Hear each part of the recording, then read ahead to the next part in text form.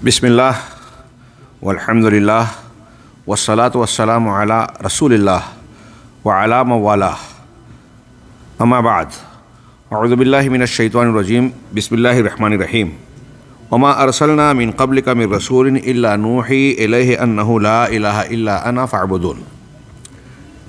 शेख मुकर्रम मुख्तार अहमद मदनी हफ़िज़हुल्लाह और दीगर सामिईन व सामिआत, नमाज से पहले हम इख़वानुल मुस्लिमीन पर पहला मुलाहज़ा क़द्र तफ़सील से पढ़ रहे थे, जिसमें ये बयान किया गया उनकी अपनी किताबों और मआख़िज़ के हवालों से कि उनके यहाँ तौहीद के सिलसिले में किस कदर कोताही पाई जाती है।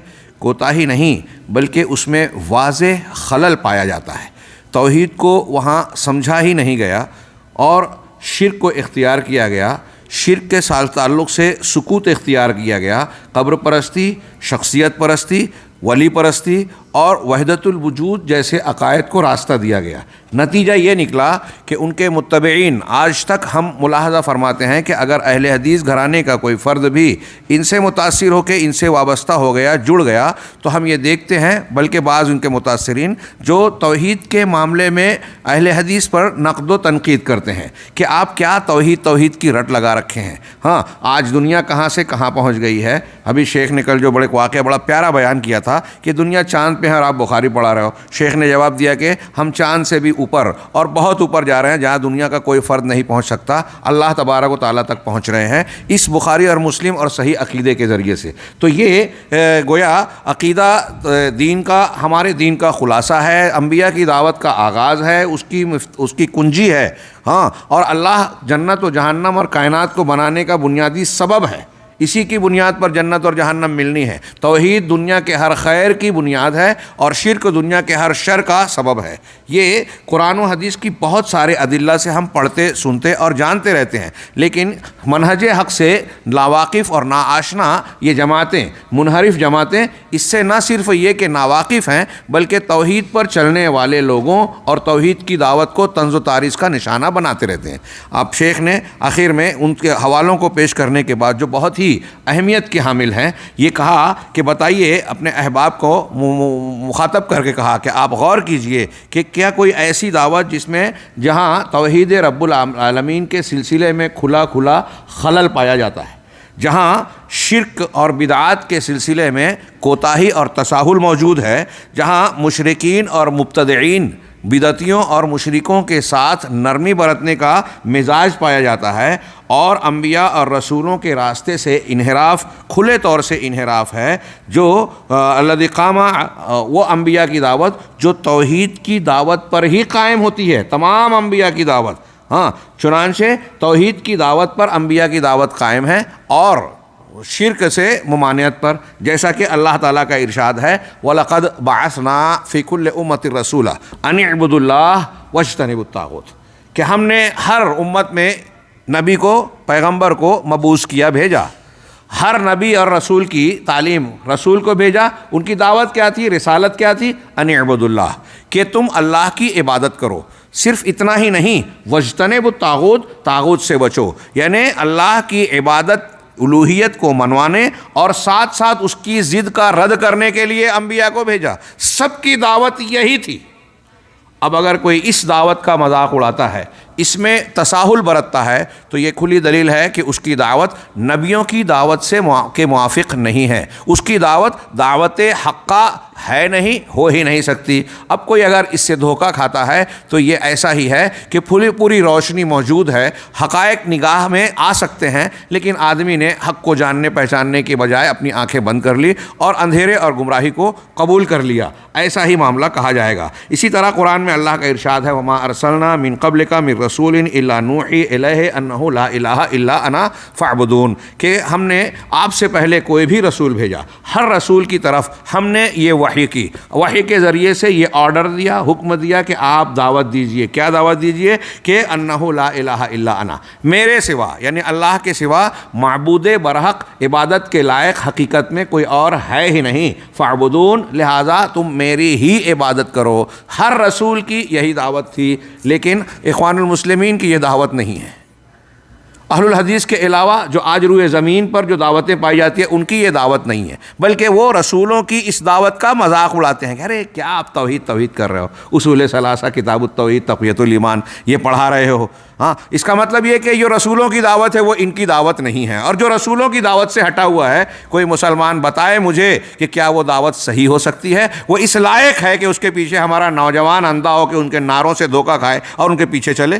اگر ایسا کوئی کر رہا ہے تو یہ بہت بڑی حماقت ہے، یہ اللہ کی توفیق سے محرومی اور شقاوت، بدبختی نہیں تو اور کیا ہے۔ اللہ تبارک آگے شیخ نے ان کا رد کرتے ہوئے ایک اور دلیل نقل کی کہ حضرت ابن عباس رضی اللہ تعالیٰ عنہ کی روایت ہے، یہ مشہور بخاری مسلم کی حدیثیں ہیں جو آپ بارہا سن چکے ہیں۔ شیخ محمد بن الوہاب نے دعوت اللہ کے باب میں اس کا ذکر بھی کیا، اس حدیث کا۔ بخاری مسلم کے ہے کہ اللہ کے رسول صلی اللہ علیہ وسلم نے جب معاذ رضی اللہ تعالیٰ عنہ کو یمن کی طرف بھیجا تو ان کو جو تلقین کی اور تو فرمایا انکا ستاتی قومم من ستاتی قومن اہل الکتاب، ہاں آپ اہل کتاب کی ایک جماعت کے پاس، قوم کے پاس جا رہے ہو۔ فَإِذَا جِئْتَ، یہاں حدیث کے الفاظ یہ ہیں، ہاں فَإِذَا جِئْتَ، دوسرے بھی کچھ الفاظ ہیں، فَلْتَكُنْ أَوَّلَ مَا تَدْعُوهُمْ إِلَيْهِ، کہ تم جس بات کی دعوت دو سب سے پہلے وہ دعوت کیا ہونا چاہیے۔ یہاں کہا فَإِذَا جِئْتَ، جب ان کے پاس پہنچو، آؤ فَادْعُوهُمْ إِلَىٰ، تو ان کو اس بات کی طرف دعوت دینا۔ کس بات کی طرف؟ یشہدوا اللہ الہ الا اللہ، کہ وہ لا الہ الا اللہ کی گواہی دیں۔ حضرت معاذ بن جبل کو کہا جا رہا ہے آپ اہل کتاب کے پاس جا رہا، پہلی دعوت یہاں سے ہونا چاہیے لا الہ الا اللہ سے۔ اب جو لا الہ الا اللہ کو سمجھتا ہی نہیں ہے، اس کے معنی کو جانتا ہی نہیں ہے، وہ اس کی دعوت دے گا؟ اس کی اہمیت کو سمجھنے کی بجائے اس کی دعوت دینے والوں کا مذاق اڑاتے ہیں، ارے کتاب التوحید، توحید کیا کر رہے ہو؟ ہاں، دیوبند والے بھی یہی کہہ رہے ہیں اور دوسرے بھی یہی کہہ رہے ہیں۔ ہاں، یہ انبیاء کی دعوت ہے۔ نبی صلی اللہ علیہ وسلم کہہ رہے ہیں دعوت کا پہلا نقطہ اگر شرک پایا جاتا ہے تو لا الہ الا اللہ کی دعوت دی جائے، اور ہم نے اس پر عمل نہیں کیا۔ یہ مملکت التوحید میں ماشاءاللہ علماء اور یہاں کے خطبہ شیخ محمد بن عبد الوہاب رحمہ اللہ کی دعوت کا یہ اثر ہے کہ اس پر سب سے زیادہ زور دیا جاتا ہے۔ ہمارے یہاں ہم دیکھتے ہیں کہ آپ بہت سارے، میں کوئی عار محسوس نہیں کرتا اس بات کا اعتراف کرنے میں، کہ ہمارے ان حلقوں میں جو توحیدی ہیں، اہل الحدیث کہلاتے ہیں، ان میں بھی اگر آپ توحید سے متعلق کچھ بنیادی سوالات کریں تو لوگ جواب نہیں دے پائیں گے۔ ہاں، توحید کے شرائط کیا ہیں، تقاضے کیا ہیں، ہاں نواقض توحید کیا ہے، نواقض ایمان کیا ہیں، یہاں آپ کو مسجد میں اس کا درس ملتا ہے۔ یہ کوئی معمولی چیز نہیں ہے۔ ہمارے یہاں لوگ محروم ہیں، اور میں ایسا مانتا ہوں کہ ہمارے یہاں جو ارتداد اور انحرافات کی لہریں چلتی ہے، کوئی بھی نیا شخص آتا ہے گمراہی کو اپنے خوبصورت پیک بنا کر اس کو پیش کرتا ہے، اور ہمارے نوجوان دھوکہ کھا کے اس کے فریب میں آ جاتے ہیں اور نعرے لگانے لگتے ہیں، سلفیوں پر جو ہے اہل الحدیث کی دعوت پر نقد و تنقید کے تیشے چلانا شروع کر دیتے ہیں، مخالفتیں کرتے ہیں۔ اس کی بڑی وجہ یہی ہے کہ بنیادی طور سے دعوت انبیاء کے اس منہج پر ان کی تربیت نہیں کی گئی ہے، اور آج روئے زمین پر پائی جانے والی دعوتوں کا یہی حال ہے۔ ہمارے یہاں صحیح چیز پائی جاتی ہے تو کہیں کہیں صحیح عمل پایا نہیں جاتا، جیسا کہ میں نے ذکر کیا۔ چنانچہ حضرت ابن عباس والی اس روایت میں آپ دیکھ رہے ہیں نبی صلی اللہ علیہ وسلم حضرت معاذ بن جبل کو بھیج رہے ہیں۔ یہاں پتہ چلا کہ دعوت و تبلیغ کا کام کرنے کے لیے اہل علم کو بھیجنا چاہیے۔ حضرت معاذ بن جبل کو علماء صحابہ میں شمار کیا جاتا ہے، اور ان کی کیا کیا فضیلت ہے، اقوال آپ پڑھ سکتے ہیں ان کے سوانح ہر ترجمے میں۔ آپ نے ان کو بھیجا، جاہلوں کو دعوت و تبلیغ کے لیے نہیں بھیجتے تھے، ہاں جو سمجھ سوجھ بوجھ رکھیں۔ ہاں مطلب اگر یہ کہا جائے کہ جو دلائل نہیں جانتے، باقاعدہ علم شریعت کو جانتے نہیں ہیں، ان کا یہ کام ہی نہیں ہے۔ جس کا جو کام ہے اسے وہی کرنا چاہیے، ورنہ من قال فی غیر فن نہیں اتی بالعجائب کما قال ابن حجر وغیرہ، کہ جو اپنے فن سے علاوہ میں کوئی بات کرتا ہے نا تو پھر عجیب و غریب چیزیں پیش کرتا ہے۔ آج کل ہم اس کے نمونے ہر طرف دیکھ رہے ہیں، اور عجیب و غریب چیز پیش کرنے والوں کو ہماری نئی نسل اور نوجوان پسند کرتا ہے۔ ہاں کہ نئی بات لا رہا ہے، کیا وہی حدیث، کیا وہی توحید، کیا وہی سنت، کچھ نیا چاہیے، ہے نا، نئی چیز میں مزہ آتا ہے۔ تو پھر ایسے واقعات بنائے جاتے ہیں کہ اس نے کرامت کھیلی، وہ ہوا میں اڑا، پانی پہ چلا، ہاں فجر کے وضو سے عشاء اور عشاء کے وضو سے فجر پڑھ رہا ہے، جب سے وہ بالغ ہوا اس کے بعد کسی دوسرے وضو کی نوبت ہی نہیں آئی، تو مزہ آتا ہے سننے والوں کو، جاہلوں کو۔ ہاں یہ قرآن و حدیث کی تعلیم اور دعوت نہیں ہے۔ چنانچہ حضرت ابن عباس حضرت معاذ کو اللہ کے رسول نے کہا سب سے پہلے توحید کی طرف، لا الہ الا اللہ کی گواہی اور محمد اللہ کے رسول ہیں، ان دونوں گواہیوں کی طرف دعوت دینا۔ کس کو کہہ رہے ہیں؟ حضرت معاذ بن جبل کو. آپ دعوت کے لیے بھیج رہے ہیں، عالم کو بھیج رہے ہیں، دعوت کا طریقہ بتا رہے ہیں. ہاں، کہ پہلے سب سے اہم چیز پیش کی جائے. اگر توحید نہیں ہے تو پہلے توحید اور رسالت کو منوایا جائے. یعنی پہلے اللہ کو مانا تو اللہ کا کلام قرآن، رسول کو سمجھایا تو رسول اور اس کے حقوق یعنی سنت اور نبی کریم صلی اللہ علیہ وسلم سے محبت و اتباع. یہ دین کی بنیاد اور جڑ یہی ہے. ساری اصلاح، مسلمانوں کے دنیا اور آخرت کے سارے خیر کی بنیاد یہی چیز ہے. چنانچہ سب سے پہلے اس کی دعوت دینا. وفی روایتن، ایک روایت میں یہ الفاظ ہیں، فَلْيَكُنْ أَوَّلَ مَا تَدْعُوهُمْ إِلَيْهِ عِبَادَةُ اللَّهِ. سب سے پہلے جس چیز کی طرف تم دعوت دو گے وہ اللہ کی عبادت یعنی توحید ہونی چاہیے. وفی روایتن الی ان یوحد اللہ، اس بات کی جانب تم دعوت دو سب سے پہلے کہ اللہ کو ایک مانے، اکیلا مانے، یعنی توحید کی طرف دعوت دو. یہ اللہ کے نبی صلی اللہ علیہ وسلم نے دعوت و تبلیغ کا اسلوب سکھاتے ہوئے حضرت معاذ کو کہا. اب ہمارے ہاں لوگ اسلامی حکومت کو قائم کرنے کی بات کر رہے ہیں اور توحید کو پامال کر کے جا رہے ہیں. تو کون سی اسلامی، کون سی حکومت، کون سی قائم، وہ سب کچھ ہو سکتی ہے، اسلامی نہیں ہو سکتی. نبی صلی اللہ علیہ وسلم اور تمام انبیاء کی دعوت کا پہلا ہی سبق آپ نے توڑ پھوڑ دیا، تو اب آگے عمارت کون سی ہوگی؟ ہاں، قال ابن القیم، امام علامہ ابن قیم رحمہ اللہ فرماتے ہیں، آپ کی کتاب میں ہے کہ التوحید و مفتاح و دعوت الرسل، تمام رسولوں کی دعوت کی کلید ہے توحید. توحید تمام انبیاء کی دعوت کی کنجی اور چابی ہے. وہذا امام الحنفاء کہہ رہے ہیں کہ یہ امام الحنفاء ابراہیم علیہ السلام ہیں جو اپنے نفس پر شرک کا خوف کھا رہے ہیں جبکہ وہ اللہ کے خلیل ہیں. چونک جانے والی بات ہے کہ امام الموحدین حضرت ابراہیم علیہ السلام جن کی ملت کی پیروی کا نبی صلی اللہ علیہ وسلم اور آپ کی امت کو حکم دیا، ثم اوحینا الیک ان اتبع ملت ابراہیم حنیفا، ان کو حنیف کہا اللہ نے. ہاں، وہ دعا مانگ رہے ہیں، ڈر رہے ہیں کہ میں شرک میں پڑ جاؤں گا. ابراہیم علیہ السلام کی زبانی اللہ تعالیٰ نے فرمایا وَإِذْ قَالَ إِبْرَاهِيمُ رَبِّ اجْعَلْ هَٰذَا الْبَلَدَ آمِنًا، جب ابراہیم علیہ السلام نے کہا اور یہ دعا مانگی کہ پروردگار اس شہر کو، شہر مکہ کو امن والا شہر بنا دے. وَجُنُوبْنِي، آگے یہ جملہ دیکھیے، محل استشہاد یہی ہے، وَجُنُوبْنِي وَبَنِيَّ أَن نَّعْبُدَ الْأَصْنَامَ. کون کہہ رہا ہے؟ یہ دعا مانگ رہا ہے حضرت ابراہیم علیہ السلام کہ پروردگار مجھے اور میرے بیٹوں کو اس بات سے بچا کہ ہم بتوں کی پرستش کریں. ہاں، یہ ہمارے درس میں کتاب التوحید میں یہ آیت شیخ محمد نے باب الخوف من الشرک میں یہ آیت پیش کی ہے. میں طلبہ کو پڑھاتا ہوں، بعض جگہ ذکر کرتا ہوں، تو یہ سوال کرتا ہوں عوام سے، حاضرین سے، کہ ہم بہت کہاں ہیں حضرت ابراہیم کے مقابلے میں ہم جانتے ہیں، کوئی بھی حیثیت نہیں رکھتے. ہم میں سے کسی شخص سے اگر میں سوال کروں کہ کیا آپ بتوں کو پوجو گے، ہم اور آپ کیا جواب دیں گے؟ کیا ہم بتوں کی پرستش کریں گے؟ ہم اپنے بارے میں یہ یقین بظاہر رکھتے ہیں کہ ایسا ہم ہرگز نہیں کر سکتے، شعور کے ساتھ ہرگز نہیں کر سکتے کہ اگر ہوش و حواس قائم ہے کہ کسی بت کی پرستش کریں. سیدنا ابراہیم ہم اپنے بارے میں یہ کہتے ہیں وثوق کے ساتھ کہ ہم نہیں کریں گے. سیدنا ابراہیم علیہ السلام اور ہمارے درمیان کوئی مناسبت ہے ایمان و یقین کے سلسلے میں؟ وہ توحید کے امام ہیں. اللہ تعالیٰ نے محمد رسول اللہ صلی اللہ علیہ وسلم کے سامنے آپ کا نمونہ پیش کیا اور ان کی زندگی ہمارے سامنے ہر سال عید الاضحیٰ اور حج سے کے حوالے سے بیان کی جاتی ہے کہ توحید کا ایک زبردست اور مکمل نمونہ. ان کے بارے میں کیا یہ اندیشہ کیا جا سکتا ہے کہ بتوں کی عبادت کریں گے؟ وہ دعا کر رہے ہیں رب جنوبنی و بنی ان نعبد الاصنام.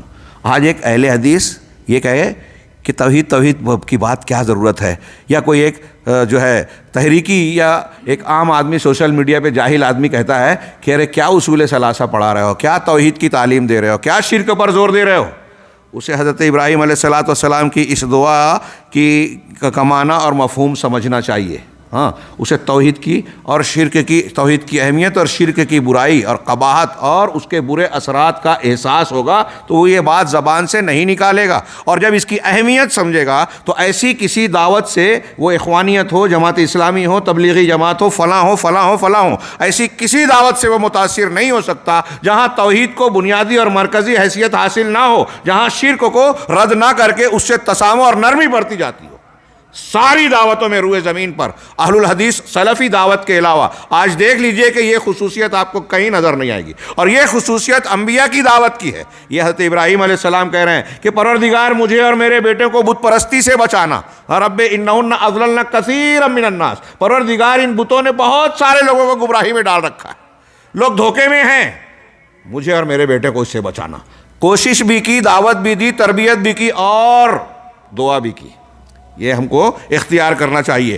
یہ نبی رحمت ہیں، حضرت ابراہیم کی بات کے بعد شیخ کہہ رہے ہیں، اور یہ نبی رحمت صلی اللہ علیہ وسلم ہیں۔ آپ کو خبر لگتی ہے کہ یمن میں ایک بت ہے جس کا نام ذوالخلصہ یا ذوالخلصہ ہے، ہاں، جس کی لوگ عبادت کرتے ہیں۔ یہ خبر سنتے ہی آپ کی نیند اڑ جاتی ہے، آپ بے چین ہو جاتے ہیں، دل مغموم ہو جاتا ہے، یہاں تک کہ اہل یمن ہی کے ایک شخص کو بھیجتے ہیں۔ چنانچہ جریر بن عبداللہ بجلی رضی اللہ تعالیٰ عنہ نے بیان کیا کہ مجھ سے رسول اللہ صلی اللہ علیہ وسلم نے فرمایا الا تریحنی من ذی الخلصہ، ہاں، فقلت بلا فانطلقت فی 50 و 100 فارس من احمس۔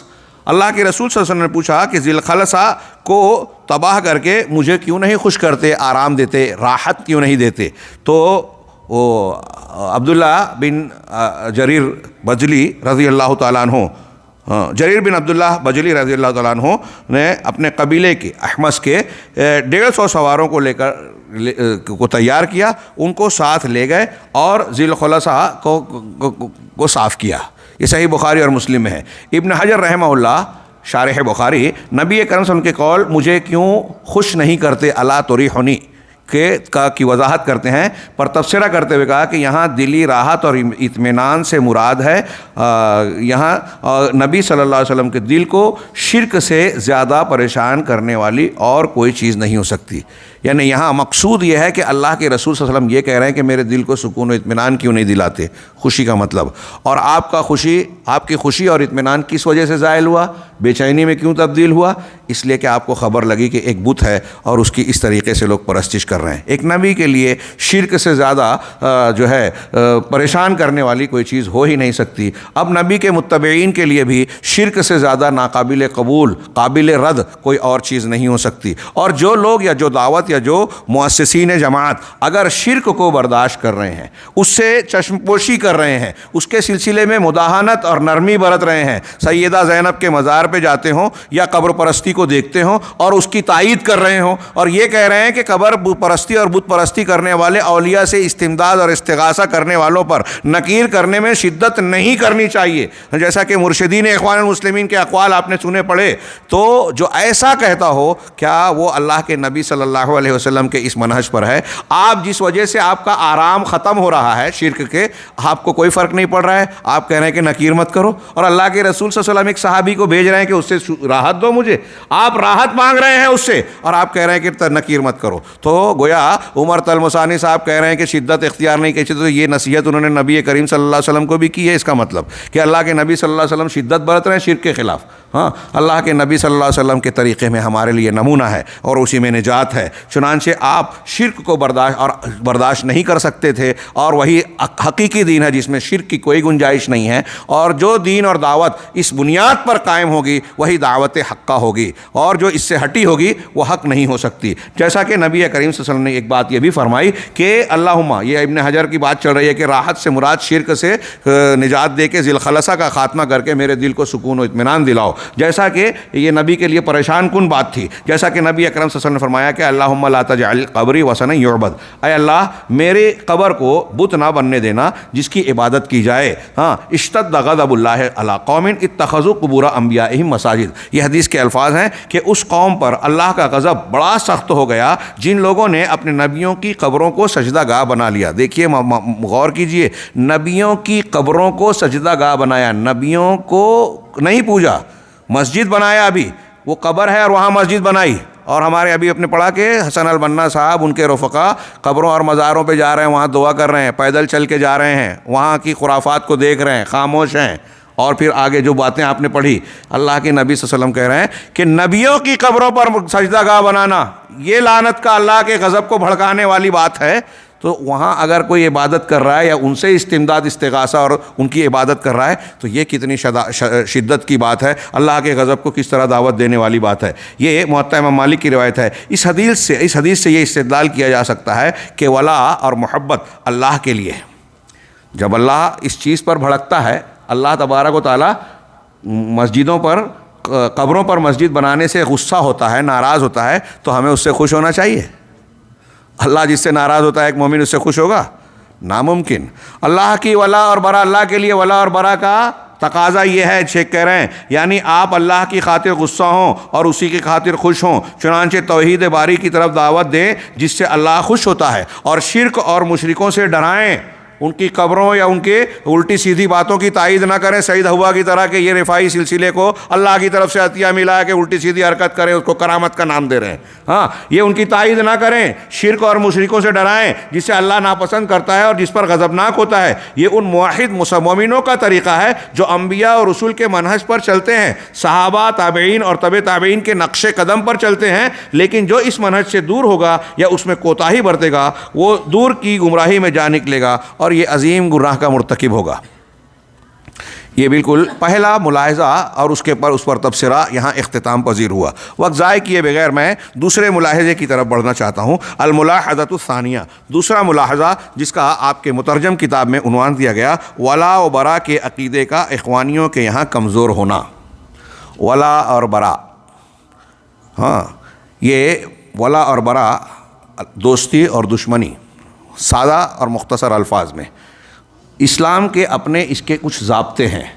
قرآن و حدیث میں آپ حدیثوں کو دیکھیں، مرفوعاً اور موقوفاً کئی صحابہ سے یہ روایت ملے گی آپ کو، مرفوعاً بھی، کہ اوثق عر الایمان الحب فی اللہ والبغض فی اللہ الموالات فی اللہ والمعادات فی اللہ، کہ ایمان کے دستوں میں سب سے زیادہ مضبوط دستہ، سب سے اہم چیز کہہ لیجئے ایمان میں یہ ہے کہ آپ اللہ کے لیے دوستی کریں، اللہ کے لیے محبت کریں، اللہ کے لیے نفرت کریں، اور اس محبت اور نفرت کا نتیجہ کیا ہوگا؟ اللہ کے لیے دوستی، محبت کا نتیجہ دوستی اور نفرت کا نتیجہ دشمنی۔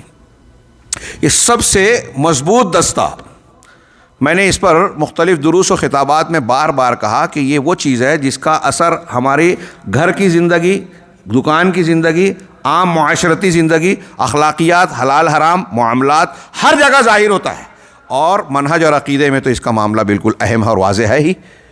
اس کے اثرات ہر جگہ نظر آئیں گے آپ کو کہ ایک شخص ایمان کے اس سب سے مضبوط دستے پر قائم ہے یا نہیں، اور اس کو میں ایک اور زاویے سے اشارہ کر رہا ہوں، یہ کہ اس ولا اور برا کے جذبے کو اگر آپ مسلمانوں میں، اپنی نسل میں، بچوں میں، بچیوں میں بیدار کرتے ہیں، عورتوں میں اور مردوں میں اگر بیدار اور زندہ کرتے ہیں تو وہ مرتد نہیں ہو سکتی۔ یہ ولا اور برا کا صحیح عقیدہ اگر اس کے اندر پیدا ہو گیا تو دوسرے لفظوں میں یہ سمجھاؤں کہ اس کے اندر دین کی صحیح غیرت ہوگی۔ غیرت کا پانی جب زندہ ہوگا، حمیت زندہ ہوگی، تو اغیار کی کوششوں کو ناکام بنانے کا یہ سب سے بڑا ہتھیار ہوگا۔ ایک مسلمان سچے عقیدے والا ہوگا تو دیکھیے سمیہ ایک عورت ہے، خاتون ہے، ابتدائی زمانے میں ابو جہل نے کیسے کیسے ظلم ڈھائے، آخر میں شرمگاہ پر برچھا مار کر انتہائی شرمناک انداز میں ان کو شہید کیا، لیکن وہ اللہ کی بندی اپنے عقیدے سے ٹس سے مس نہیں ہوئی۔ کیا بنیاد تھی؟ یہ ولا اور برا تھا کہ اگر اللہ پر ہم نے ایمان لایا ہے تو اب اللہ کے لیے دوستی اور دشمنی ہم کریں گے۔ اگر تم دشمن ہوتے ہو، ظلم کے پہاڑ توڑتے ہو، کوئی حرج نہیں۔ اللہ کے رسول کی زبانی ہم نے یہ خوشخبری سنی ہے، موعدکم الجنہ، جنت تمہارے وعدے کا مقام اور ٹھکانہ ہے، ہمارے منظور ہے، تم چاہے جو سلوک کر لو۔ ہاں، یہ ولا اور برا کی بنیاد پہ ہوتا ہے۔ ہاں، حضرت ام سلیم رضی اللہ تعالیٰ عنہ کو ابو طلحہ نے شرک کی حالت میں جب پیغام دیا نکاح کا تو انہوں نے کہا کہ آپ ایسی شخصیت ہیں جس کے پیغام کو رد نہیں کیا جا سکتا، لیکن آپ مشرک ہیں، کافر ہیں، اور میں مومنہ ہوں۔ ایک مومنہ کسی مشرک سے شادی کرے، یہ نہیں ہو سکتا، جائز ہی نہیں ہے۔ پھر ان کو توحید سمجھائی کہ سوچو، جس بت کو تم پوچھتے ہو ایک بڑا ہی تراشتا ہے، خراشتا ہے، بناتا ہے، ہاں، اور تم اس کو پوچھتے ہو، اگر اس کو جلاؤ تو آگ لگ جائے، جل جائے، اور توڑا جائے تو ٹوٹ جائے، وہ تمہاری مدد کیسے کرے گا؟ تمہاری باتیں کیسے سنے گا؟ ابو طلحہ کو بات سمجھ میں آئی، بعد میں ایمان لے آئے۔ ام سلیم کی پیشکش کے مطابق انہوں نے آ کے کلمہ پڑھا اور ایمان لائے، اور یہی ان کا مہر بن گیا، نکاح کر لیا اور یہ ایمان لانا مہر بن گیا۔ یہ غیرت کہاں سے آئی؟ یہ ایمان اوثق و اورل ایمان کا حصہ ہے۔ آج اگر ہم اپنی نسلوں کو اسلام اور ایمان کے خلاف چلتی آندھیوں سے بچانا چاہتے ہیں، ارتداد اور انحراف، شرک، کفر اور بدعات کے شبہات کے فتنوں سے محفوظ رکھ کے ان برائیوں سے محفوظ رکھنا چاہتے ہیں، تو ولا اور برا، لا الہ الا اللہ یا عقیدے کی بنیاد پر اس فکر کو، اس جوہر کو مضبوط بنانے کی ضرورت ہے۔ اگر ہم اپنی بچیوں میں، گھر کی خواتین میں، بچوں میں، نئی نسل میں یہ بنا دے تو کوئی منکر حدیث، کوئی مرزا علی انجینئر، کوئی راشد ساز، کوئی اسرار ڈاکٹر اسرار، کوئی مولانا ابوالعلا مودودی، کوئی سید قطب اپنی گمراہ فکر کے ساتھ ہمارے نوجوان نسل کا شکار نہیں کر پائے گا۔ یہ میرا دعویٰ ہے، عقیدہ ہے۔ اور اخوان المسلمین کے یہاں یہ معاملہ انتہائی کمزور ہے۔ دوسری تمام باطل افکار اور مناہج کی طرح یہاں بھی ہم دیکھتے ہیں کہ ولا اور برا کے عقیدے کا اخوانیوں کے یہاں بڑا کمزور معاملہ ہے۔ یہ چیز اخوان المسلمون کے سربراہوں اور مفکرین کے کلام سے واضح ہے۔ میں اردو والی عبارت ہی پڑھ رہا ہوں تاکہ وقت بچے۔ وہ چنانچہ یہ اخوان المسلمین جماعت کے بانی حسن البنا ہے، جماعت کے 20ویں برسی پر اجلاس کے اندر کہہ رہے ہیں، جماعت اخوان المسلمین بننے کے جب 20 سال مکمل ہوا، تو اس کی جو محفل اور مجلس منعقد ہوئی، اس میں یہ حسن البنا کا ارشاد ملاحظہ فرمائے۔ وہ کہہ رہے ہیں کہ اخوانی تحریک کسی عقیدے، دین یا فرقے کے خلاف نہیں ہے۔ سنا آپ نے؟ کسی عقیدے، دین یا فرقے کے خلاف نہیں ہے۔ ایک ہے جو حاشیے میں ہے، سلفی فکر کے خلاف ہے۔ کسی عقیدے، دین یا فرقے کے خلاف نہیں ہے، بلکہ اس جماعت کے ارکان کو احساس ہے کہ اس وقت تمام رسالتوں کو الحاد کا خطرہ ہے۔ اس لیے ان ادیان کے مومنین پر واجب ہے، یعنی عیسائی ہو، یہودی ہو، نصارہ، کوئی بھی مذہب ماننے والا ہے، اس پر ایمان لانے والوں پر واجب ہے کہ وہ کندھے سے کندھا ملا کر کھڑے ہو جائیں اور انسانیت کو مسلمانوں کو نہیں، انسانیت کو اس خطرے سے نکالنے کے لیے اپنی کوششیں صرف کر دیں۔ اور اخوان المسلمون بلاد عربیہ اور بلاد اسلامیہ کے اندر اجانب کے آنے کو ناپسند نہیں کرتے۔ آئے جائے کوئی حرج نہیں، اجنبی آتے رہیں، کوئی بات نہیں، اور نہ ہی ان کے لیے برا سوچتے ہیں۔ حتیٰ کہ ہمارے ہم وطن یہودی، ملاحظہ فرمائے، یہ حسن البنا کہہ رہے ہیں، ایک جملہ قرآن و حدیث کے خلاف، کہہ رہے ہیں کہ حتیٰ کہ ہمارے ہم وطن یہودی ہیں، ان کے ساتھ بھی ہمارے اچھے تعلقات ہیں۔ قافلۃ الاخوان المسلمین حوالہ آپ کے یہاں موجود ہے۔ آگے کی عبارت میں ایک جگہ اور مزید واضح ہو جاتا ہے، حسن بنا سے اس مجلس میں جس کے اندر امریکی اور برطانوی کمیٹی بھی تھی۔ امریکہ اور برطانیہ کے یہودی اور نصارہ افراد پر مشتمل ایک ڈیلیگیشن، ایک وفد آیا اور ایک مجلس منعقد ہوئی۔ اس جلسے کو خطاب کرتے ہوئے شیخ حسن البنا کہہ رہے ہیں، ملاحظہ فرمائیں، کہ میں یہ تسلیم کرتا ہوں کہ ہمارا یہودیوں کے ساتھ کوئی دینی جھگڑا نہیں ہے۔ خصومتنا مع الیہود لیست دینیہ، اس طرح کا جملہ ہے ان کا کہ ہمارا جھگڑا یہودیوں سے دینی جھگڑا نہیں ہے۔ پھر کون سا جھگڑا ہے؟ ملاحظہ فرمائیں، الاخوان المسلمون، یہ چیز موجود ہے آن ریکارڈ، اور یہ حوالے آپ کے پاس آپ کی کتاب میں موجود ہیں۔ شیخ عبدالعزیز ابن باز رحمہ اللہ کے سامنے جب حسن البنا کی یہ بات پیش کی گئی تو فرمایا یہ باطل اور خبیث بات ہے۔ یہ وقت کے امام قرآن و حدیث کی ترجمانی کرتے ہوئے اس غلط بات کی تردید کر رہے ہیں۔ یہ باطل اور خبیث بات ہے۔ یہودی مسلمانوں کے سب سے بڑے دشمن اور لوگوں میں سب سے برے ہیں، جیسا کہ اللہ تعالیٰ نے ارشاد فرمایا لَتَجِدَنَّ أَشَدَّ النَّاسِ عَدَاوَةً لِلَّذِينَ آمَنُوا الْيَهُودَ وَالَّذِينَ أَشْرَكُوا، سورہ مائدہ آیت نمبر 83۔ یہ قرآن کا فرمان ہے کہ آپ لوگوں میں مومنوں کا سب سے بڑا دشمن یہودیوں کو پاؤ گے اور ان لوگوں کو جنہوں نے شرک کیا۔ یہ کون کہہ رہا ہے؟ رب العالمین۔ اب رب العالمین کا فرمان یہ اخوان المسلمین والے مانتے ہیں یا اپنے مرشد اور اپنے بانی حزب گروہ حسن البنا کی بات کو مانتے ہیں؟ اگر اس کو مانتے ہیں تو اللہ کی اس بات کو رد کریں، یعنی رد کر رہے ہیں، اور اگر اللہ کے کلام کو مانتے ہیں تو اس کو رد کرنا ہوگا۔ لیکن ہم جانتے ہیں کہ وہ اللہ کی بات کو مانتے ہوئے یہ نہیں کہیں گے کہ شیخ حسن البنا نے غلط کہا، اس کی تعویل کریں گے، دور از کار تعویلات سے کام لیں گے، جیسا کہ عام طور سے باطل منہج کو ماننے والوں کا طریقہ ہوتا ہے کہ غلط کو غلط، اپنے لوگوں کے غلط کو غلط قبول نہیں کرتے۔ ہاں، چنانچہ لوگوں میں یہودی اور بت پرست مسلمانوں کے سب سے بڑے دشمن ہیں، یہ قرآن کے سے ثابت ہوا، اور یہ بات غلط، ناروا اور قبیح و منکر ہے۔ اس کے یہ علامہ ابن باز کے کلام کا ترجمہ ہے کہ یہ بات غلط ہے، ناروا ہے، قبیح اور منکر ہے، انتہائی بیہودہ ہے۔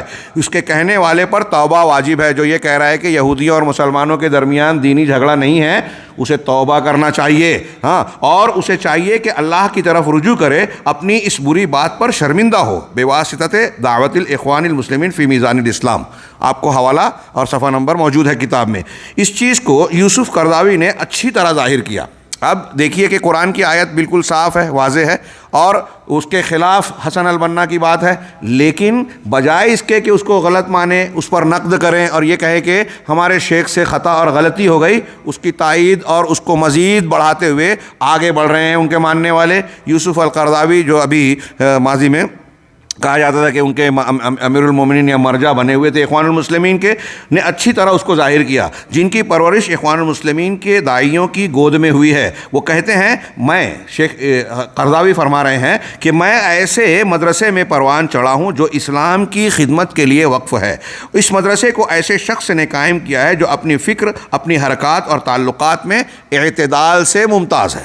شیخ حسن البنا کو کہہ رہے ہیں اعتدال، بہت اعتدال کی حامل شخصیت ہے، اس میں امتیاز رکھتے ہیں، اور وہ ہے امام شہید حسن بنا کی شخصیت۔ ہاں، یہ معتدل ہیں۔ ہاں، یقیناً آپ اس میدان میں تنہا امت تھے۔ قرضاوی صاحب حسن البنا کے بارے میں کہہ رہے ہیں کہ تنہا امت تھے۔ ہاں، بعض لوگوں نے غلو کرتے ہوئے حسن البنا کو صحابہ کرام سے زیادہ افضل قرار دیا، اور اس کی تعویل اور اس کا دفاع یوسف القرضاوی نے کیا، وہ دوسری کتابوں میں مذکور ہے۔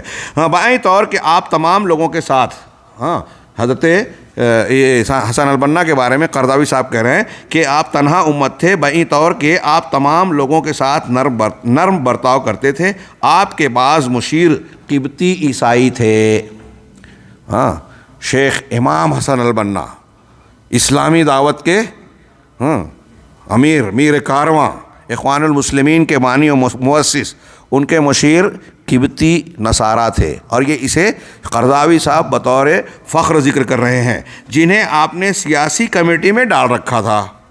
یہی ہم کہنا چاہتے ہیں کہ ان کی ساری تگ و دو سیاسی تھی، دینی نہیں تھی، اور اسی لیے وہ کہہ رہے ہیں جو پیچھے کہا، ہاں، سیاسی کمیٹی میں ڈال رکھتا، اور بعض کو آپ اپنے کانفرنس میں بھی لے جاتے تھے، اور آپ شیعوں کے ساتھ بھی تقارب کے قائل تھے۔ اسی لیے آپ نے شیعہ رہنماؤں کا قاہرہ کے اندر اخوان المسلمین کے دفتر مرکزی آفس میں استقبال کیا۔ چنانچہ میرے اندر جو اعتدال پایا جاتا ہے، یہ حسن بنا اور آپ کے مدرسے کا اثر ہے۔ یہ اعتدال نہیں، مداہنت ہے، دین کے تعلیمات سے کی مخالفت ہے۔ شیخ کی یہ بات من حوار صحفی، ہاں، اجرت ہو معاہو صحیفہ امریکیہ، ہاں، یہ ایک امریکی اخبار میں ان کے انٹرویو کے درمیان یہ بات انہوں نے کہی۔ اور قرضاوی نے مزید کہا کہ جس عظیم شخصیت نے میری فکری اور روحانی زندگی پر سب سے زیادہ اثر ڈالا ہے، وہ شیخ حسن بنا کی شخصیت ہے، جو موجودہ وقت میں سب سے بڑی اسلامی تحریک کے بانی ہیں۔ علماء و مفکرون، یہ حوالے آپ ملاحظہ فرمائیں۔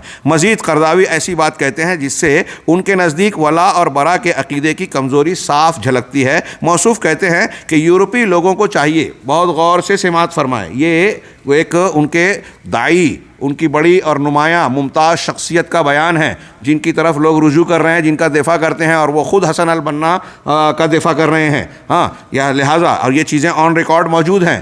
شیخ قرضاوی کیا کہہ رہے ہیں کہ یورپی لوگوں کو چاہیے کہ وہ اپنی قدیم دشمنیوں سے نکل جائیں، جنہیں ان کو صلیبی جنگوں ہی کے دنوں سے وراثت میں ملا ہے۔ ان دشمنیاں صلیبی جنگوں کے نتیجے میں وراثت میں ملی ہے، بغض و عناد ہے، اس سے یورپی لوگ نکل جائیں۔ اب وہ زمانہ ختم ہو چکا ہے، لد گیا ہے۔ مناسب ہے کہ ہم ان قدیم دشمنیوں اور ان کے شائبوں سے خالص ہو جائیں، یعنی یہ کہیں کہ ہم پرانے گڑے مردوں کو نہ اکھاڑیں اور اس سے اپنے آپ کو آزاد کر لیں۔ یہاں تک کہ کہا کہ ضروری ہے کہ ہم ایک دوسرے کے ساتھ ایک ہمسر اور برابر درجے کے آدمی کی طرح سلوک اور برتاؤ کریں۔ ہم سب انسان ہیں، ہم سب آدم کی اولاد ہیں، اور آدم مٹی سے بنے ہیں۔ قرضاوی صاحب کے جملے اور اس کی معنویت پر تھوڑا سا غور کریں ہمارے نوجوان، اور پھر قرآن و حدیث کی تعلیمات اور ولا اور برا کی اسلامی تعلیم کو عقیدے کی کتابوں میں سمجھے جانے جو قرآن و حدیث کی دلیلوں پر مشتمل ہیں۔ آپ آگے پڑھیں گے ولا اور برا کی یہ عقیدہ جو ہم بیان کر رہے ہیں یہ ایسے ہی سرسری طور سے نہیں ہے، بہت ساری واضح بالکل جس میں تعویل کی گنجائش نہیں، صاف صاف دلیلوں سے یہ عقیدہ اور اس کے اصول ضابطے واضح ہیں۔ ہاں، چنانچہ ابھی میں اس موضوع پہ جانے سے پہلے یہ مزید اقوال ملاحظہ فرمائیں کہ مزید یوسف القرضاوی کا یہ قول مزید وضاحت کر رہا ہے، بات کو مزید واضح کر رہا ہے کہ اس بات سے انکار نہیں ہے کہ اسلام کے خلاف حقد و حسد، کینہ کپٹ جو ہے، اور اس سے اور مسلمانوں سے خوف مغرب کے اندر، اس سے یعنی اسلام سے اور مسلمانوں سے خوف مغرب یعنی یورپ کے اندر عام سیاست دانوں پر مسلط ہے، وہ ڈرتے ہیں۔ ہاں، اور یرموک، اجنادین نیز صلیبی جنگوں کا بھوت ان پر سوار ہے۔ بس یہی تھوڑا سا فرق ہے ان لوگوں کے سمجھنے میں، جنگوں سے زیادہ ان پر اس تحریک اور اس دین کی حقانیت، اس کی فطرت کے مطابق ہونا، اس کی سچائی کا خوف ہے۔ ہاں، ہتھیار تو ان کے پاس ہم سے بہتر ہیں، تو کہہ رہے ہیں کہ جنگوں کا بھوت ان پر سوار ہے۔ عربوں اور عثمانیوں کی فتوحات، خالد ابن ولید، طارق ابن زیاد، صلاح الدین اور محمد فاتح کے نام ان کو بے چین کیے ہوئے ہیں، لیکن اب ہمیں اس طرح کے خوف سے باہر آنا ہوگا۔ قرضاوی صاحب سے بھی ڈر رہے ہیں، ایسا لگتا ہے کہ اب ہمیں اس خوف سے باہر آنا ہوگا، نفسیاتی آڑ کو ختم کرنا ہوگا۔ یہ نفسیاتی رکاوٹ جو ہے ہمارے اور آپ کے بیچ میں، جو پرانے زخموں کی وجہ سے جو رکاوٹ ہے، اب اس کو بھلا دیجئے، ختم کر دیجئے، اور قدیم و جدید تمام قسم خوف اور حقد و حسد سے آزاد ہونا ہوگا۔ اب اس سے آزاد ہو کے ہم بھائی بھائی بن کر ایک دوسرے سے ملیں۔ یہ کس سے موافقت اور ملاوٹ کا، قربت کی دعوت دے رہے ہیں قرضاوی صاحب؟ یہود، نصارہ، یورپ اور غیر مسلم دنیا سے۔ سوڈان کے اندر 1415 میں منعقد ایک کانفرنس میں ادیان کے موضوع پر گفتگو کرتے ہوئے قرضاوی صاحب نے کہا کہ میں نے شخصی طور پر اپنی کتاب اولویات الحرکت الاسلامیہ کے اندر اس طرح کے بین الادیان مکالمے کی دعوت دی ہے۔ مغرب کے پادریوں، عیسائی راہبوں اور ان کے علماء کو علمی گفتگو کی دعوت دی ہے، اسی طرح سیاسی گفتگو کی طرف بھی دعوت دی ہے جن کے ہاتھ میں قول و قرار ہے، جس طرح کے حسن ترابی نے بھی کوشش کی ہے۔ حسن ترابی یہ سوڈان کے اخوانی لیڈر تھے۔ چنانچہ یہاں تک کہا کہ میں سمجھتا ہوں کہ دینی، فکری اور سیاسی پیمانے پر اس طرح کی گفتگو نفع بخش ثابت ہوگی اور آپس میں ایک دوسرے کے تعلقات سے جو بدگمانیاں ہیں وہ ختم ہو جائے گی۔ ملاحظہ فرمائیں، یہ جو سب باتیں ہیں یہ جیسے ایک سیاسی لیڈر ممالک اور سیاسی بنیادوں پر دو حکومتوں کے درمیان تقارب اور باہمی تبادلے سیاسی مقاصد کے تحت باتیں کرتا ہے، یہ دین کے معاملے میں رہ کر سیاسی انداز کی گفتگو کر رہے ہیں اور انہیں ولا اور برا کے اسلامی اصولوں کے برخلاف تقارب کی دعوت دے رہے ہیں۔ اللہ کے نبی صلی اللہ علیہ وسلم نے بھی آگے ذکر کیا ہے، سمجھوتے کیے ہیں، لیکن اسلامی اصولوں کو تج کر یا مصالحت حق کو جو ہے نظر انداز کر کے باطل سے مصالحت یا سمجھوتا نہیں کیا۔ آپ نے وہی سمجھوتا کیا جو اسلام مسلمانوں کے اصول و ضابطوں کے تحفظ کے ساتھ ان کے حق میں تھا۔ چنانچہ یہ یوسف القرضاوی صاحب کے اس دعوت کو ملاحظہ فرمائیں۔ اس کے بعد سیریا کے اندر اخوان المسلمین کے مرشد مصطفیٰ سبائی کہتے ہیں، یقیناً اسلام مسیحیت کی ایک آسمانی دین کی حیثیت سے قدر کرتا ہے، یعنی اسلام اور مسلمان عیسائیت کی قدر کرتے ہیں اس لیے کہ وہ آسمانی دین ہے، اور اس کے ماننے والوں کو ان کے معاملات میں بلا مداخلت کیے ہوئے عقیدہ و عبادت کی آزادی میں کوئی رکھنا ڈالنا نہیں چاہتا۔ یعنی اگر ہماری حکومت ہوگی تو عیسائیت کو اس کے عقائد کے اختیار کرنے میں کوئی مشکل اور کوئی رکاوٹ نہیں ہوگی۔ ہاں، جہاں تک ان کے ذاتی مسائل ہیں تو ان سے بالکل چھیڑ چھاڑ نہیں کرے گا، اور یہ ممکن ہی نہیں ہے کہ ان پر ایسے احکام لاگو کیے جائیں جو ان کی شریعت یا رسم و رواج کے مخالف ہوں۔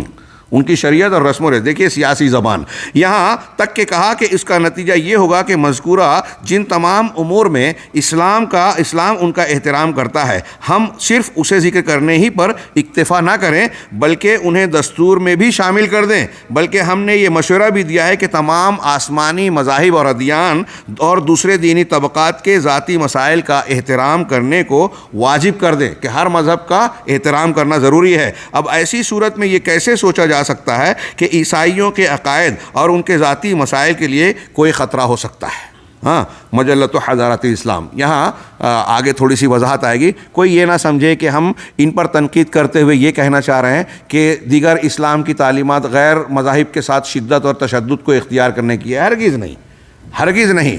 ہاں ان کے ساتھ نرمی برتی جائے. اسلام امن اور محبت کی تعلیم دیتا ہے، اجتماعیت کی تعلیم دیتا ہے، اور امن و شانتی کو فروغ دینے کی تعلیم دیتا ہے. ہر ایک کو اس کا حق دیتا ہے، کسی پر ظلم کو روا اور جائز نہیں قرار دیتا. دشمنوں کے ساتھ بھی انصاف اور حق کو ان کا حق دینے کی تعلیم دیتا ہے، لیکن اس حساب پر نہیں کہ آپ اپنی توحید اور اپنے ولا اور برا کو جو ہے تج دیویں، اپنے عقیدے کے ساتھ سمجھوتا کر لیویں، اپنے عقیدے توحید میں تنازل اختیار کریں. ان چیزوں کو اختیار کریں جو قرآن و حدیث اور آپ کا دین اجازت ہی نہیں دیتا.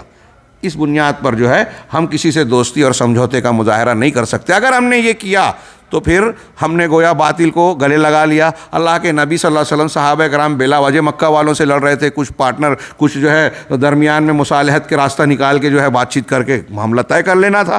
کیوں ہجرت پر مجبور ہوئے؟ کیوں دشمنیاں؟ کیوں ان سے جو ہے ان کی مخالفتوں کو جھیلا؟ کیوں حضرت بلال احد احد کرتے ہوئے ریت پر گھسیٹے جا رہے ہیں، شہید کیے جا رہے ہیں صحابہ کرام؟ یہ ان کے ولا اور برا اور دین حق کے سلسلے میں معمولی سی مداہنت اختیار نہ کرنے کا نتیجہ ہے. وہ آپ سے تساہل چاہتے ہیں، آپ تنازل اختیار کر لیں، اور آپ اپنے پر قائم رہ کے ان کو تنازل کا جو ہے پر مجبور نہ کریں. یہ تو اثر پذیری ہے، اثر انداز ہونا نہیں ہے. جو داعی نہیں ہو سکتا، کوئی اسلام کا داعی ایسا نہیں ہو سکتا. یہاں تک کہا مصطفیٰ سوائی نے کہ اس کا نتیجہ یہ ہوگا کہ مذکورہ جن تمام امور میں، ہاں آگے سبائی نے ایک دوسری جگہ کہا کہ مذکورہ جن امور میں مشورہ دیا گیا ہے، میں چاہتا ہوں کہ انہیں قارئین اور تمام قوم کے سامنے پیش کیا جائے، تاکہ دین مسیحیت کے تعلق سے لوگوں کے نزدیک کوئی خوف باقی نہ رہے، کوئی خوف نہ باقی رہے، اور عیسائی اپنے تعلق سے کسی طرح کا کوئی دھوکہ محسوس نہ کریں، کوئی خوف میں نہ پڑیں. ہاں پہلی بات یعنی یہ مصطفیٰ سبائی مسلمانوں کی طرف سے عیسائیوں کو اطمینان دلا رہے ہیں کہ آپ ہم سے ڈرنا محسوس کریں، خوف اور خطرہ محسوس نہ کریں. تو اس کے لیے انہوں نے کیا بتایا؟ پہلی بات ہے کہ اسلام حکومتی دین ہوگا، یعنی گورنمنٹ اسلامی طور سے کہلائے گی، لیکن اسلام کا معاملہ شخصی اور گھر میں اور سماج اور معاشرے میں جو مذہب اختیار کرے گا اس پر کوئی مجبوری یا کوئی سختی نہیں کی جائے گی. نمبر 2، تمام آسمانی ادیان محترم اور مقدس ہوں گے. ہاں اب اس کی بھی وضاحت کی ضرورت ہے، اس کے کئی معنی ہو سکتے ہیں. نمبر 3، تمام باشندگان ملی حقوق میں برابر ہوں گے. کسی بھی باشندے کو ملک کے اعلیٰ سے اعلیٰ عہدوں تک پہنچنے کے لیے دین، قومیت یا زبان آڑے نہیں آئے گی. ملاحظہ فرما رہے ہیں آپ، مجلہ حضرت الاسلام سے انہوں نے یہ نقل کیا. آپ غور فرمائیں کہ یہ جو زبان اور جو باتیں بیان کر رہے ہیں، ہاں لادینی مذہب ایک طرف، اسلامی حکومت کا دین ہوگا. آپ ان کے نعرے سنتے ہیں. یہ کیا کہتے ہیں؟ اقامت دین، اسلام کو نافذ کرنا. ایک طرف ہمارے نوجوانوں کو یہ خوشنما نعرہ دیا جاتا ہے کہ ہم اسلامی حکومت کو نافذ اور قائم کرنا چاہتے ہیں، حدود اسلامیہ کو قائم کرنا چاہتے ہیں، وغیرہ وغیرہ. اور یہ جو کچھ بیان کر رہے ہیں کہ جب ہم کو حکومت ملے گی تو حکومت کیسی ہوگی؟ صرف حکومت اسلامی ہوگی، اس کے قانون عوام پر لاگو ہونے والے اسلامی نہیں رہیں گے، یہ وہ کہہ رہے ہیں. اور ان کے بعض مرشدین نے، اسماعیل چھتی اور کیا اسماعیل چھتہ جو بھی نام تھا، ان لوگوں نے بالکل صاف صاف یہ بات کہی کہ ہمارے یہ نعرے اور یہ باتیں الگ ہیں، لیکن حکومت جب ملے گی تو ہماری حکومت جو ہے وہ ڈیموکریٹک ہوگی، جمہوریت ہوگی. دوسروں کو یہ فتویٰ دیتے ہیں کہ اللہ کے نازل شدہ احکامات کے خلاف جس نے فیصلہ کیا وہ کافر ہے. ہاں یہاں تک کہ سعودی عرب اور دوسرے وہ ممالک جہاں اسلامی حدود نافذ ہیں، یہاں تو نافذ ہے، اس پر بھی فتوی بازی اور جو ہے تکفیر کے فتوے لگا دیتے ہیں. اور ان کے یہاں یہ صریح جملے موجود ہیں. یوسف القرضاوی نے ایک انٹرویو میں کہا کہ الحریۃ عندنا افضل یا اہم من تطبیق الشریعہ. قطر کے الجزائر چینل پہ کہا کہ حریت اور آزادی ہمارے نزدیک شریعت کو نافذ کرنے، لاگو کرنے سے زیادہ بہتر اور افضل ہے، اہم ہے. یہ دنیا کو میسیج دے رہے ہیں کہ ہم جب ہماری حکومت ہوگی تو ہم لوگوں کو آزادی دیں گے، شریعت کی تطبیق پر اتنا زور نہیں دیں گے. اور مرسی صاحب کی اور دوسرے ان لوگوں کی جہاں جہاں حکومت یا قوت قائم ہوئی وہ اس کا ثبوت بن گئی کہ ان کے یہاں دین اسلام کی کیا حیثیت ہے. یہ اہل توحید سے بغض عناد اور مخالفت کا اور دھمکی کا برتاؤ کرتے ہیں اور رفض و تشیع والوں کا ساتھ دیتے ہیں. اسرائیل سے جو ہے گانٹ چھپے چھپے خط بھیج کر جو ہے ان سے جو ہے دوستی کا ہاتھ بڑھاتے ہیں، جیسا کہ مرسی صاحب کا ایجنٹ جو ہے نتن یاہو کے پاس گیا تھا، خبریں آپ نے پڑھی ہوگی. تو ایسی بہت ساری چیزیں زیر زمین چلتی ہیں اور اس کا اشارہ آپ کو ان زبانوں میں ملے گا. ہاں، اگر آدمی کے پاس نظر ہو تو وہی ان الفاظ کو دیکھے اور پھر ان جھوٹے خوشنما نعروں سے کہ ہم اسلام نافذ کرنا چاہتے ہیں اور سلفیوں پر یہ تنقید کرتے ہیں کہ بعض مقامات پر یہ اسلامی تعلیمات سے انحراف کر رہے ہیں. اگر کوئی ایک چیز دیکھ لیا کہ یہ ایسا قانون بنا ہے یا چھوٹ دی گئی ہے، ان کے اعتبار سے لگتا ہے کہ یہ شرعی تعلیم کے خلاف ہے تو شور اور ہنگامہ مچا دیتے ہیں اور یہاں کھلا اعلان کر رہے ہیں کہ ہمارے پاس قانون ایسا ہوگا. پھر آپ کیوں یہ بات کرتے ہو کہ اسلام کا نفاذ ہوگا؟ آپ آگے پڑھیں گے اور بعض دوسری کتابوں میں ہے کہ بحرین میں اور کئی مقامات پر اخوان المسلمین کے ارکان نے باقاعدہ شراب کی اجازت، شراب کو پینے اور پلانے کی اجازت دینے والے قانون کی تائید کی. کون سا اسلام نافذ کرنا چاہتے ہیں آپ؟ پردے اور عورتوں کے معاملے میں دیکھیے، یہاں اتنی تنقیدیں جن کی وہ تائید کرتے ہیں، وہاں قہوہ خانے ہیں، شراب کے اڈے ہیں، ہاں، عورتیں جسم فروشی کے اڈے پائے جاتے ہیں اور نہ جانے کیا وہاں خاموشی. کون سا اسلام؟ تو یہ شیخ کے ان جملوں کی روشنی میں آپ دیکھ سکتے ہیں. مصر کے اندر اخوان المسلمین کے مرشد مصطفیٰ مشہور نے کہا، برادران وطن، مسلمان، عیسائی، سب لوگ حقوق و واجبات میں برابر ہیں. کیا یہ قرآن و حدیث کی تعلیم کے بالکل عین مطابق ہے؟ مساوات قانون ایک جگہ کہ انصاف کیا جائے گا. ہاں، لیکن یہ کہنا کیا چاہتے ہیں، یہ بیان کیا کرنا چاہتے ہیں، ہاں، آپ محسوس کر سکتے ہیں. مصطفیٰ مشہور نے مزید کہا کہ اخوان المسلمون کا عقیدہ ہے کہ ہر شخص عقیدے میں آزاد ہے. تمام آسمانی ادیان کے ماننے والے اپنے شعائر کی ادائیگی میں اظہار رائے میں آزاد ہوں گے. ہر کوئی تبلیغ کر سکتا ہے. اور پھر انہوں نے تو منع ہی کر دیا ہے کہ توحید پر تشدد نہ کریں، شرک کو رد کرنے میں تشدد نہ کریں. مطلب شرک کرنے والوں کو شرک کرنے کی، پھیلانے کی اجازت ہوگی. پھر آپ کون سا ایمان دین قائم کریں گے، کون سا اسلام قائم کریں گے؟ ہاں، آپ کے اسلام پسندی کا مطلب کیا ہے جہاں آپ شرک کو، کفر کو، اہل باطل کو جو ہے پوری آزادی دے رہے ہیں؟ آپ کے یہاں اگر کوئی مبغوض اور قابل نفرت ہے تو ایسا لگتا ہے صرف وہ قرآن و حدیث کو ماننے والے اور ان کے داعی، یعنی توحید پرست اور نبی کے منہج پر چلنے والے. محمد غزالی نے کہا کہ اسلامی مذاہب کے درمیان تقارب پیدا کرنے کے لیے میں بھی مکلف بنایا گیا، مجھے بھی اس بات کا مکلف بنایا گیا کہ مذاہب کے لوگوں میں تقارب پیدا کیا جائے. ہاں، اس راستے میں نے کافی کوشش کی. قاہرہ میں واقع دارالتقریب سے ہمیشہ جڑا رہتا تھا. دارالتقریب دونوں الگ الگ مذہب کے لوگوں کو قریب کرنے کے لیے بنایا گیا. میں نے محمد تقی القمی، شیعہ ہے، ہاں، اور محمد جواد سے دوستی بنائی، شیعوں سے. ہاں، ان کے علاوہ کبار شیعہ علماء ہمارے دوست ہیں. میں چاہتا ہوں کہ مسلمانوں، ہاں، یعنی اس میں قوس میں انہوں نے دیا کہ شیعہ سنی دونوں کے درمیان موجود اختلاف اور دوری بالکل مٹ جائے. ہاں، موقف علماء المسلمین من الشیعہ، اس میں یہ شیخ غزالی کا یہ قول دیکھا جا سکتا ہے. مشہور اخوانی شاعر یوسف الاعظم نے کہا کہ میں عربی چھوڑ کر اردو پڑھ رہا ہوں، وقت بہت کم ہے، قلت وقت کی شکایت ہے. ہاں، ترجمہ ہے کہ اے خمینی، حضرت خمینی ایران کے جو پچھلے حکمراں تھے ان کا تذکرہ، کہ اے خمینی، کیا ہی تو اچھا لیڈر اور ایک ایسا امام ہے جس نے ظلم کی عمارت ڈھا دی. ہے بڑھا لیجئے وہاں، ایک ایسا امام ہے، ایسا امام یعنی خطاب میں، جس نے ظلم کی عمارت ڈھا دی. بتائیے، خمینی نے ظلم کی عمارت ڈھائی. ہاں، اگر آپ تفصیلی خبریں پڑھیں جو ہمارے محققین نے لکھی لبنان کی، احواز جو شیعوں کے زیر اثر 1924 سے دھوکے سے انہوں نے لیا، جو عرب کے سنی لوگوں کا علاقہ ہے، 1 کروڑ سے زیادہ، کئی کروڑ لوگ بستے ہیں. ہاں، وہاں جو مظالم ڈھائے جا رہے ہیں. خمینی سے بار بار اس کے آنے کے بعد کہ آپ نے وعدہ کیا تھا کہ آپ کے باغ ڈور سنبھالنے کے بعد آپ ہمارے ان مطالبات کو پورا کریں گے. جب کہا تو جن لوگوں نے مطالبہ کیا ان کو غائب کر دیا گیا، قتل کر دیا گیا. ہاں، قتل عام کیا گیا لبنان میں. ہاں، شیعوں نے، حزب اللہ نے سنیوں کا جو قتل عام کیا، اس سلسلے میں جب خمینی سے جو ہے مطالبہ کیا گیا تو اس نے ایک لفظ اور جملہ نہیں کہا، اس کے نائب سے کیا، اور انہوں نے جو ہے لبنان میں حزب اللہ کے خلاف ایک سنیوں کی تائید میں ایک بیان دے دیا. تو خمینی صاحب اس پر بہت ناراض ہوئے. ایسی بہت سی چیزیں ملے گی جس میں خمینی نے صاف سنیوں کے قتل عام کی اجازت دی، اس کی تائید کی، بیان بازی کچھ ایسی کی جس میں مظاہرہ کیا کہ شیعہ سنی کو ایک ہو جانا چاہیے، ایران میں جو انقلاب آیا وہ اسلامی انقلاب ہے اور اس کو بڑھانا چاہیے۔ یہ اسلامی انقلاب کا نام دیا گیا اور سراسر اسلام کو قتل اور دفن کرنے کا جو ہے پورا سامان کرنے کی کوشش کی گئی۔ ہاں، تو کا یہ اشعار پڑھتا ہے ایک شخص ایک جو ہے اخوانی کہ اے خمینی، کیا تو کتنا ہی اچھا لیڈر اور کتنا بڑا امام ہے جس نے ظلم کی عمارت ڈھا دی، جو موت سے ڈرنے والا نہیں۔ یقیناً ہم نے اسے اپنے لہو کا گلدستہ اور ہار عطا کیا اور پھر ہم آگے کی طرف بڑھ گئے، شرک کو مٹاتے ہوئے اور تاریکی کو ختم کرتے ہوئے، تاکہ کائنات دوبارہ نور و سلامتی کا گہوارہ بن جائے۔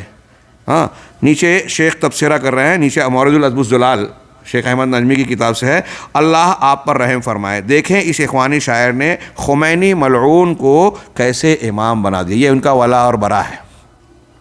ہاں، سعودی حکمراں جو مسلسل جن کی دین اسلام اور اہل اسلام کے ساتھ دوستی اور تعلق اور خدمات بالکل واضح ہے، یہ ان پر تنقید کرتے ہوئے نہیں تھکتے، اور یہ جن کی پوری تاریخ اسلام کی جڑوں کو کاٹنے، مسلمانوں اور سنیوں کو قتل کرنے میں گزری ہے اور یہ بالکل محتاج ثبوت اب رہی نہیں، ان کو امام کہہ رہے ہیں۔ بتائیے ولا اور برا کا اصول کتنا الٹ گیا۔ جن سے دوستی ہونی چاہیے ان سے دشمنی، جن سے دشمنی ہونی چاہیے ان سے دوستی۔ جو دین کے لیے قربانیاں دے رہے ہیں وہ ان کی تنقیدوں کا نشانہ، ان کے خلاف ان کے فتوے ڈھل رہے ہیں۔ ہاں، اور جو دشمن اسلام ہے، اسلام کی جڑ کاٹ رہا ہے، جن کے علاقوں میں ابو بکر صدیق، ابو بکر و عمر عائشہ نام رکھنا بچوں اور بچیوں کا ممنوع ہے اہواز میں اور ان کے علاقوں میں، ایران میں، ان کے لیے دوستی ہے۔ ہاں، یہ ایسی اور بہت ساری چیزیں، آپ کتابیں ہیں موٹی موٹی تیار ہو جائیں گی۔ ہاں، یہ کہتے ہیں تاریخ سویدان بحرین کا ایک اخوانی ہے، وہ کہتا ہے کہ شیعوں کے ڈیلیگیشن سے کہتا ہے کہ آپ صحابہ کرام کو برا بھلا کہتے ہو کوئی بات نہیں، لیکن ہمارے سامنے مت کہو، کہنا ہے کہو، ہمارے سامنے مت کہو۔ کتنی بڑی غیرت ہے یہ، واہ! ہاں، آپ کے پیٹھ پیچھے برداشت ہے، سامنے صرف تھوڑا سا لحاظ کر رہے ہو۔ ہاں، کہا کہ یہ شیخ کہہ رہے ہیں احمد نجمی کہ اور اسے ظلم کو مٹانے والا کہہ رہا ہے، خمینی کو جو ظلم کو فروغ دینے والا تھا۔ ہاں، توحید باری پر ان کی غیرت کہاں مر چکی ہے۔ یہ اخوانیوں کا اور ہندوستان پاکستان کے جماعت، دونوں جماعت اسلامی دونوں کا یہی حال ہے۔ حسن البنا تقارب چاہتے تھے، ابو الاعلیٰ مودودی تقارب چاہتے تھے، خمینی کے پیچھے فرانس میں نماز پڑھ لی۔ ہاں، ایرانی انقلاب میرے دل کی دھڑکن ہے، آج تک جماعت اسلامی اس کو لے کر چلتی رہی، ان کے دل میں ایمان کی چنگاری۔ آپ ان کے کتابوں کے عقائد بتائیے، جماعت اسلامی ماننے کو تیار نہیں، یہ جھوٹ ہے، پروپیگنڈا ہے۔ ہاں، جیسے حنفی شافعی مالکی ہیں ویسے یہ جعفری فقہ کو ماننے والے ہیں، اس طرح کی باتیں بےہودہ اور جہالت کی باتیں کہہ کے ان کا دفاع کرتے رہے، اور یہ آج نصف صدی کے تک آج تھوڑا سا اپنے آپ کو پیچھے ہٹا لیا، لیکن ان کی دوستی ختم نہیں ہوئی ہے، وہ خفیہ ہو گئی ہے۔ ہاں، یہ اخوانیوں کے یہاں بھی جیسا کہ میں نے کہا، آگے ایک ملاحظہ یہ کہ ان کے یہاں سریت اور باطنیت پائی جاتی ہے، یہودیوں مجوسیوں کی طرح ان کے یہاں بھی روافظ کی طرح سریت پائی جاتی ہے۔ چنانچہ اخوانی اسکالر جابر زرق شیخ کہتے ہیں کہ توحید باری پر ان کی غیرت کہاں مر چکی۔ اس کے بعد کہتے ہیں اخوانی اسکالر جابر زرق کہتے ہیں کہ صدام حسین یہ بھول بیٹھا کہ وہ ایسی قوم سے ٹکرا رہا ہے جس کی تعداد عراق قوم کے مقابلے میں 4 گنا زیادہ ہے، اور یہی وہ تنہا مسلم قوم ہے جس نے صلیبیوں اور یہودیوں کے سامراج کو کچلا ہے۔ مجلۃ الاعتصام۔ اللہ اکبر، حیرت انگیز بات ہے۔ ہاں، جبکہ حقیقت یہ ہے کہ ایران کے برخلاف انہوں نے افغان قوم کے خلاف روافظ، باطنیوں اور کمیونسٹوں کو لا کھڑا کیا ہے۔ ہاں، یہ ایک اخوانی یہ کہہ رہا ہے کہ ایرانی یا شیعوں نے جو ہے صلیبیوں کا مقابلہ کیا اور ان کے صلیبیوں اور یہودیوں کا کچلا۔ میں نام بھول رہا ہوں، کسی بڑے امام نے ایک جملہ کہا، ابھی شاید یاد آ جائے، انہوں نے کہا کہ پوری تاریخ میں میں چیلنج کرتا ہوں۔ ہاں، یہ شیخ جو لبنان سے متعلق جو کتاب لکھی ہے شیخ العتیق الصادق شیخ نے، انہوں نے نقل کیا کہ پوری تاریخ میں کسی نے چیلنج کیا کہ کوئی ایک ایسے شیعہ قائد کا نام بتائے، رافضی قائد کا، جس نے کسی مسلم ملک کو فتح کیا ہو، اسلامی حکومت یا مسلم حکومت قائم کی ہو، ایک نام۔ انہوں نے کہا میں چیلنج کرتا ہوں۔ کہیں انہوں نے اسلام اور مسلمانوں کو قوت دے کر اغیار کو رد نہیں کیا۔ وقت میں اذان میں 2 منٹ باقی۔ اوہ، 2 منٹ باقی ہیں، میں یہ عبارت پوری کر لوں. تو یہ ان کی تاریخ اس کے بالکل برعکس ہے، اور یہ تعریف کرتے ہوئے بالکل الٹی بات کہہ رہے ہیں.